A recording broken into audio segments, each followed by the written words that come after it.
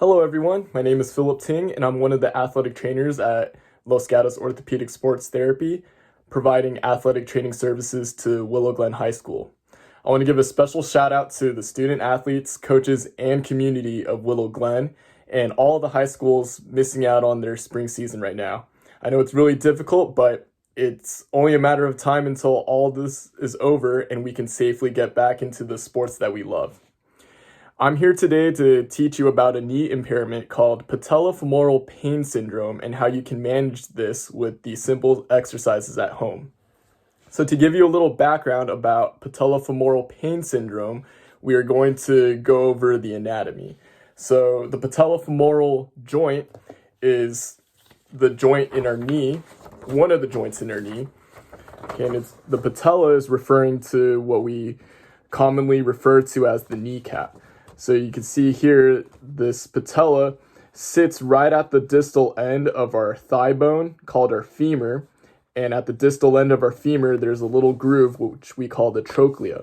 Okay, so our patella serves as a pulley for our quadriceps tendon, which attaches to the patella. And our quadriceps tendon uses our kneecap as a pulley to extend our knee. So a lot of the times in patellofemoral pain syndrome patients, we could sometimes see that kneecap kind of track up, and sometimes they'll just move out to the side.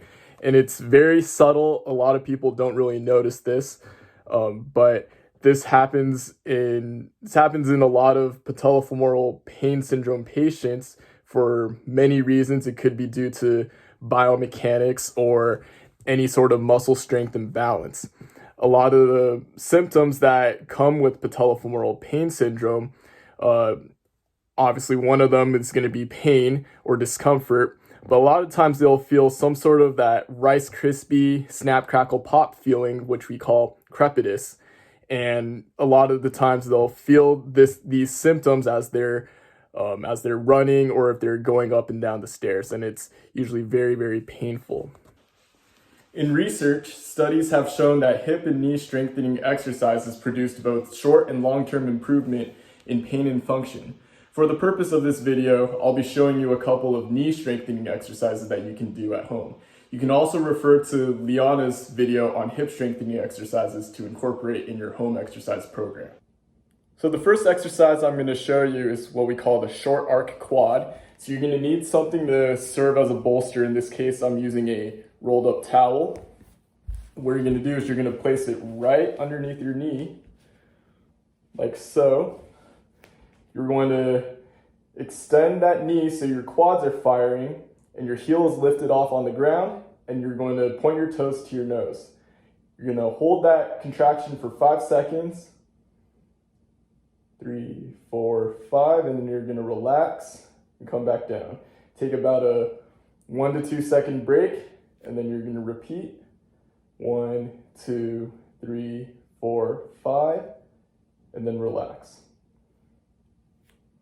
1, 2, 3, 4, 5, and then relax. So I would do 3 sets of 8 to 12 reps. Start with 8 reps. See if you can get comfortable with that. Then progress to 10, and then progress to 12 as this exercise is getting easier. You can also make this a little more challenging if you were to use something with a wider diameter, like this foam roller right here. And what you're going to do the same thing. This way you can get a little bit more range of motion. Extend your knee, point your toes to your nose, hold the contraction, come back down. Same thing, 1, 2, 3, 4, 5, come back down. Okay, the next exercise I'm going to show you is what we call the straight leg raise. So with this exercise, the exercise name speaks for itself. You're going to raise your leg straight up towards the ceiling, and you're going to slowly come down. You can use the other leg as a guide to see how far you can raise your leg up in the air. Okay, the key thing that a lot of people miss is they forget to brace their core throughout this entire exercise. You want to stabilize and brace that core throughout this entire exercise, so that way you're focusing more on your hip and your knee. Make sure when you're descending down, you're not all of a sudden collapsing to the ground. You want to be able to have that smooth, controlled movement.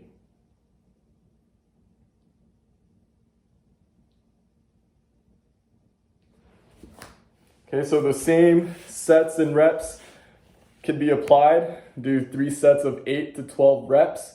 Start with 8, get comfortable with 8, then get into 10 reps.